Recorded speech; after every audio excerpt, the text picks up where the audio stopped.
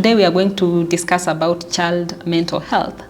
So I'll pose a question to you and ask, how important is this topic? Once a child is born, the environment in which they live still constitutes potential risk for mental illness.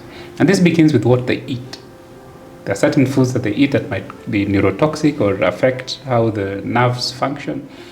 And then there are certain experiences, what we call adverse childhood experiences, that they go through that affect brain development and increase the risk of future mental illness, including physical violence in childhood, including emotional abuse, including psychological abuse. All these accumulate.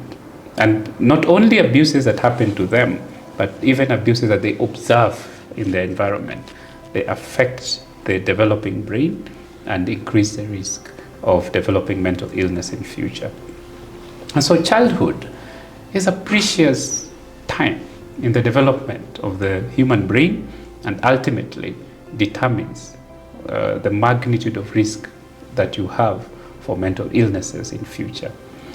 There are certain things that parents do with each other or to each other, and adults in an environment do around children that are observed by these children and that affect these children and increase the risk of future development of mental illness.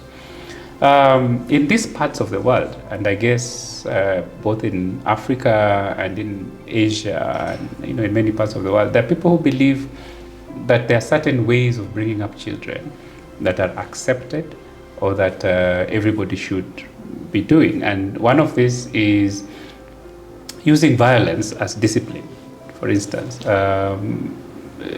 especially some using canes and whatever.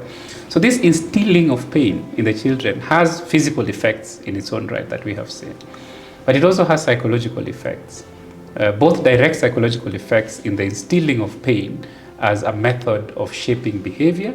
So the brain is conditioned in a certain way, but also in the perception of the child about how to influence people's behavior in future. And so this child might grow up in an environment where then the only way, most effective way of affecting people's behavior or changing people's behavior is by using violence. Or being stronger than everyone around you and then ordering them around. Yeah. So that's a social consequence of this. And all these things form the personality of this child. So that when the child is of age, is above 18, their personality is shaped in a certain way that they're more likely to lash out if they meet difficulties or if they disagree with somebody. This is what they're most likely to do. And that becomes their personality, that becomes who they are.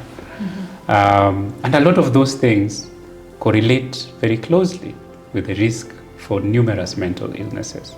Because remember, in childhood, the brain hasn't really reached maturity. And so whatever we are doing to it determines what it will be doing when it reaches full maturity. And often it's very difficult then to reverse a lot of those changes that will have happened in childhood. Yeah. This is why childhood is a very important period, not only for physical health, but also for mental health.